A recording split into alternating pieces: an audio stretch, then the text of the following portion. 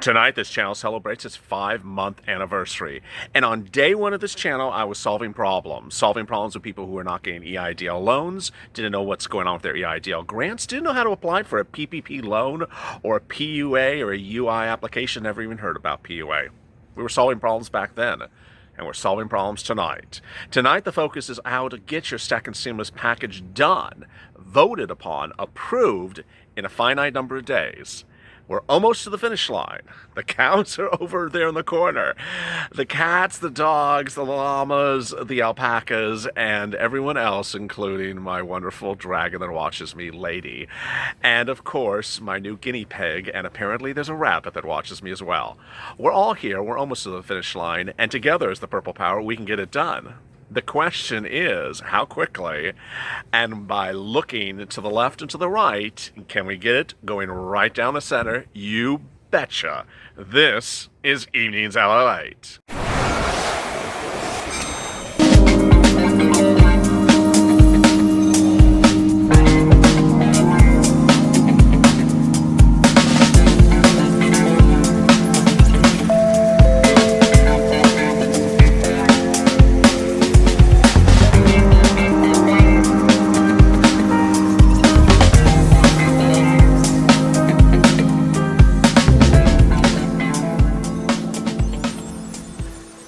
Hey, good evening, everybody. This is LALATE, and hope you're great. This is Evenings LALATE every night at 6:30 Pacific Standard Time, 9:30 Eastern Standard Time. I'm so glad that you joined me on a really exciting night where there's a lot of things developing, a lot of great movement, and a lot of confusion coming from left and right. Tonight, I won't be answering your questions because there's so much to cover. There's so much breaking news across the board. I want to get to all the details for you in this video. Coming up after this, of course, is Purple Power, a video you got to tune into because it's going to be a big one. Tonight's a big broadcast. Normally not on a Friday night, but tonight it is. Let's get to the incredible details. If you've not subscribed, go to the Friends channel, subscribe. This is the best community, the best channel, the most watched stimulus channel online. And now, tonight we're at about 271,000 subscribers. I would love to have you part of this community. Also, like this video because it's going to be the best video for you to end the night on before you get to the next best video to end the night on right after this Purple Power. Let's get to the details. A second stimulus package has to be approved is what most congressional leaders are saying, whether Republicans or Democrats. They say we're not going to get reelected unless we give a stimulus package. Apparently, they're just realizing that now. The reason why they're realizing that now is because of you, the Purple Power. They never understood whether they could go into the fall elections without a stimulus package and get voted upon and get approved and reelected. Now they realize they cannot. And for the first time ever, the focus really is on getting this done in a finite period of time, in a time in which it has to be done.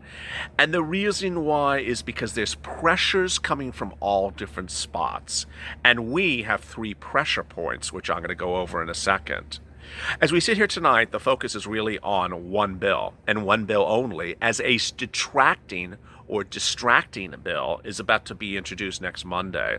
Let me tell you where we are, because I know there's a lot of bills, and it might be very confusing.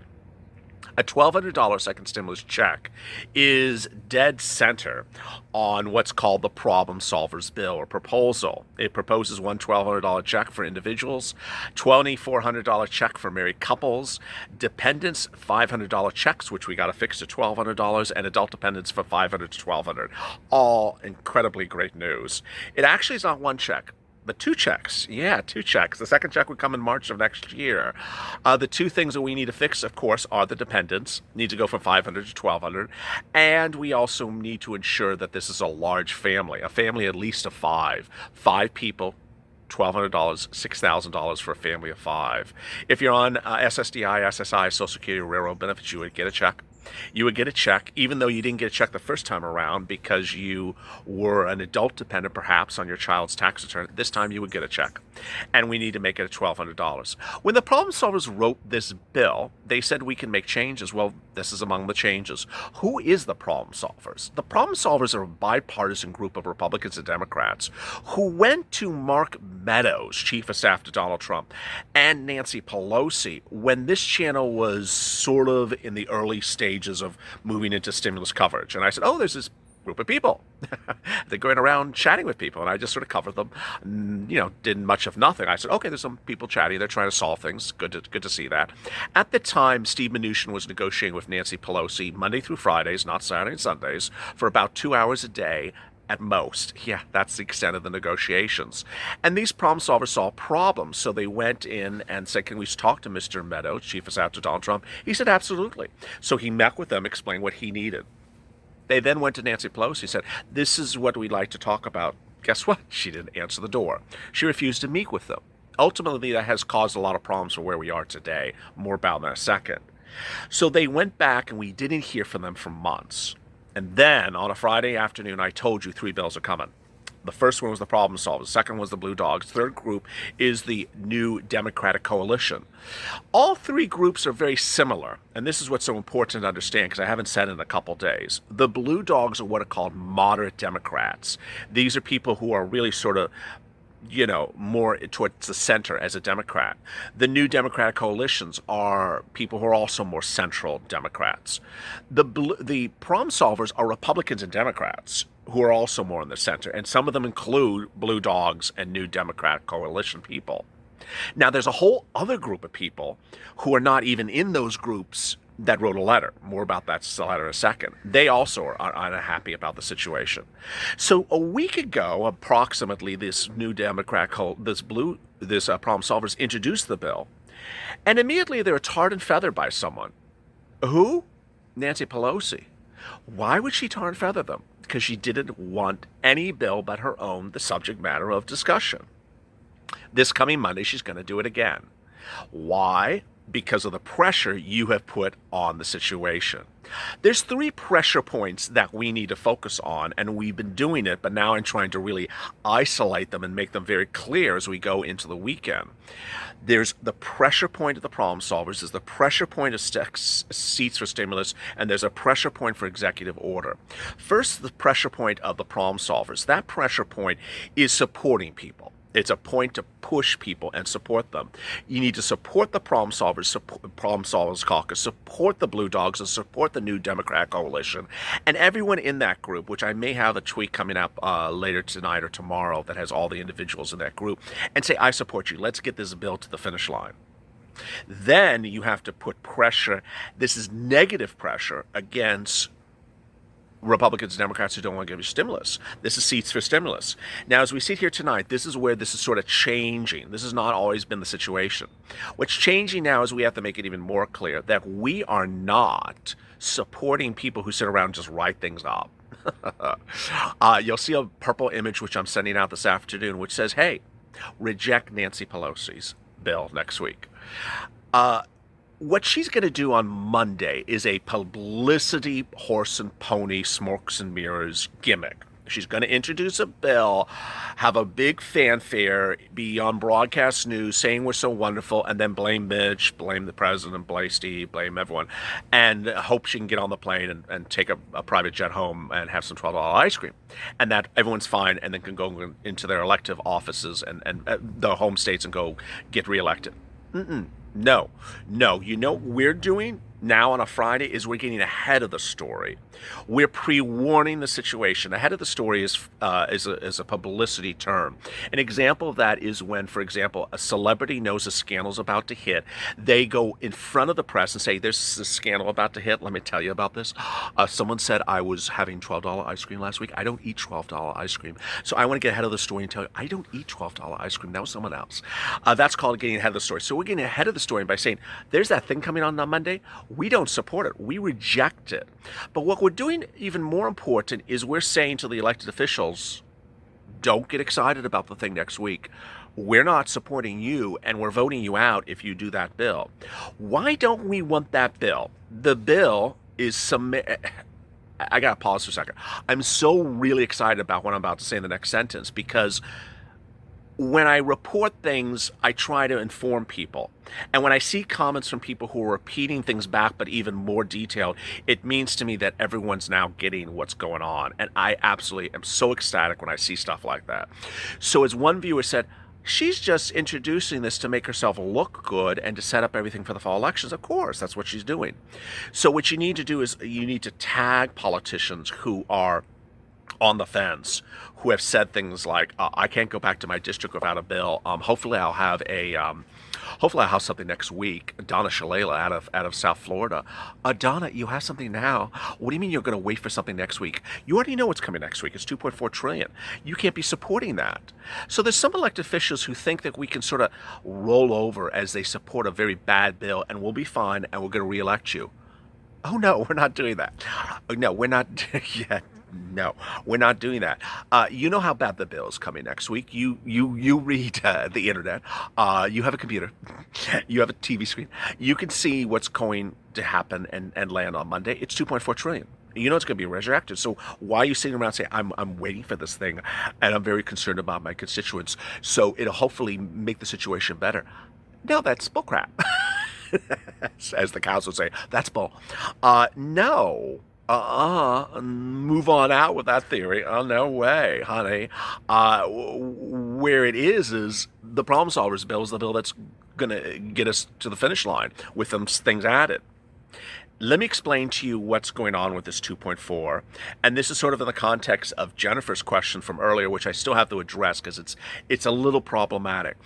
The 2 by Nancy Pelosi, what Nancy Pelosi is doing on Monday is basically taking her last deal offer to Steve Mnuchin from July that has been rejected every single day since July all the way to the present and is now putting it into paper form.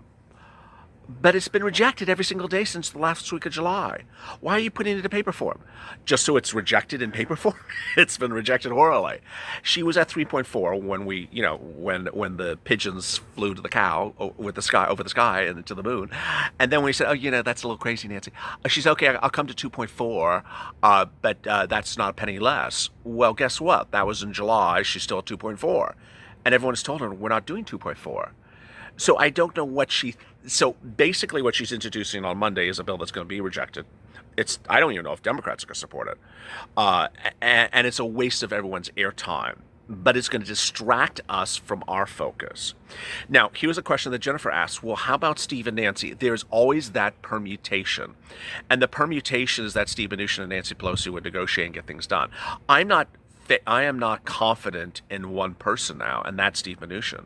His comments before the House subcommittee on banking this week were sort of, I don't know if you call them disingenuous, but they're sort of like, what the hell are you talking about, Steve? He said, I look forward to talking to her about stimulus. I chat with her 7 times a day. What are you chatting about? Her hair? I chat with her 7 times a day. And I look forward to talking to her about stimulus. I mean, you're supposed to be negotiating every single day since July. What are you doing? So for me to have faith in Steve and Nancy negotiating on something, I just don't have that anymore. I have more faith in the president doing executive order, which is a part of our pressure points. The president needs to understand he needs to use executive orders. I don't know why he doesn't understand this. And people keep on asking me. I don't understand it either. There's a point at which he needs to see the pressure.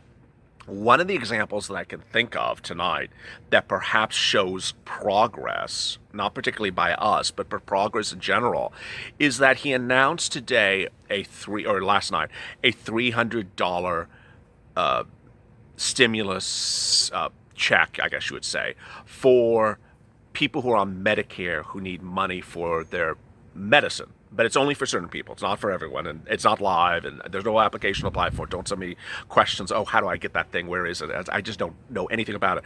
But the point is that he ended the comments by saying, I love my senior citizens, and I want to help them. This is coming a week after he was under pressure by suggesting that maybe he's trying to cut senior citizens' benefits. He's not helping senior citizens. Okay, under that theory, then we're going to push the pressure on you, Mr. President. We are, the electorate. We're here. You said you're going to give us stimulus checks. Where are our stimulus checks? We need enhanced unemployment benefits. Where's our enhanced unemployment benefits? Everything to the finish line of executive order has been wonderful this week.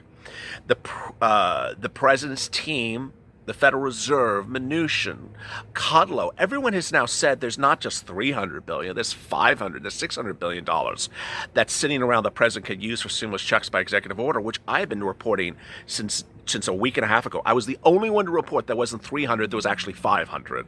I was only the one to report that he could repurpose the additional money and that this was old money sitting around From where else? I said it was PPP. Guess where Mnuchin said, yes, sir, it is. It's from PPP. Everything I've been telling you of where this money is, how much it is, and what can be done has been now confirmed in the last 3 days from Mnuchin and Kudlow. Kudlow used the word repurpose, which is what I had used over a week ago. The only problem with this is, you know what the answer is. It hasn't been done yet. What are you doing, sir? Do it. Are you so far ahead in the polls that you don't need a stimulus check? No, that's just not happening. The races are not good by poll numbers, so get it done. Pressure in the middle. So as we go into the weekend, what should you be thinking about? You should be thinking about the fact that this is a little bit evil, but you'll be thinking about the fact that elected officials have more time on the weekend because they're working even less than they're normally working, which is basically never. And so that they might be on social media on the weekend more than they are during the week. So, you know, when you're Steny Hoyer, is that his name? Yes, Steny Hoyer. It's a usual name, and he has 2,000 followers. And you know, I tweet him with 300,000 followers. Do you think he'll see my tweet? I think he will. If I tweet Nancy Pelosi, who has 3 million followers, you know, 2 million bots and 1 follower. I don't. Just kidding. 2 million hairdressers and 1 stylist. Okay. Do you think she sees my tweet? No, she doesn't see my tweet. So the reason why I'm saying this is that perhaps applying the pressure on the weekend when the people are at home enjoying their $12 ice cream on our taxes, that's when they'll see your tweet more often. And that's why this is really quite working. The other thing is that other people who are not necessarily in your tweets may see the progress. People that are in the Problem Solvers Caucus are seeing your tweets. They're seeing what you're doing. And what they need to know is that they feel comfortable that they're doing what the electorate, you, the voting citizens, want. And what you want is not for one person and one guy to determine your fate for second stimulus. They want the stimulus to go out. As we see here tonight, what is the stimulus that you're most likely to get, and how fast would you get it? Well, if you believe Steve Mnuchin, which lately is sort of hard to do, he says that Treasury can get you stimulus checks 10 days after it becomes law. Well, if it became a law on October 1st, that would be 10 days after October 1st is October 11th, which is a weekend, so October 12th is 11 days after October 1st. That's the incredible great news. Second incredible great news is that while I was the first to report about this deadline of October 1st with the airlines about a week ago, now it's across broadcast news. And so the narrative is really ramping up. One, that we're not going to be a one-person bill. It's not going to be one woman writing a bill and we're all going to roll over. 2, we have a deadline. 3, writing bills is nothing. I don't know how. I want to take the camera and just sort of shake it. I don't care you wrote a bill. I care that we got a check. Who cares you wrote a bill? She wrote a 150-page bill to impeach the president yesterday. She wrote a crazy bill about something a few days before, which I forgot, which is like 120 pages about something else. Oh, yeah, about his pardons or something like that. She wrote another. I'm like, you're doing all these crazy bills that are 150 pages long. Okay, congratulations. You know how to use a computer. Can we have a law? Remember the post office? It's not a law. Remember the lobster bill? Not hers, but Mitch's. Is that a law? No, it's not a law. Remember the pot bill? Not a law. All these things, people keep on writing things and not becoming laws. Why? It's called a partisan bill. It's called something that no one's going to agree upon. When you write a bill, do you think maybe to go to speak to your Republican colleagues before you write to see if they'll support it? Think you'd go over to some of your senators and say, hey, will you support this if I write this up? You think you maybe call up the problem solvers and say, hey, I heard you have 40 people from both sides of the political spectrum and you're actually 80. You think you'll support it? Nah, I'll just write the bill and just appear on Jimmy Kimmel. And that's what you can see on Monday. That's why you stay with me, because I don't mince my words. You know, nice to see you on Jimmy Kimmel. Now, where's my stimulus check? Go to the French channel, subscribe. It's a good day. 5-month anniversary, 270,000 subscribers. We're here to help people, and we absolutely do help people in all different walks of life. There's so much to be done in a given day, and never enough time to do everything. The fact that I started on April 25th, and I have never taken a day off. I've recorded every single day. I've recorded every day on EIDL or a version of EIDL, every day on unemployment benefits, and I think we're now at 230 something. I have to look at it. I don't know, it was 135 videos on this. Is a testament. It's a testament to you. It's a testament to the spirit of helping one another. Also like this video, because it's going to be the best damn video you're going to hear. Until coming up next, Purple Power. As always, stay informed, stay smiling, and save LA for more.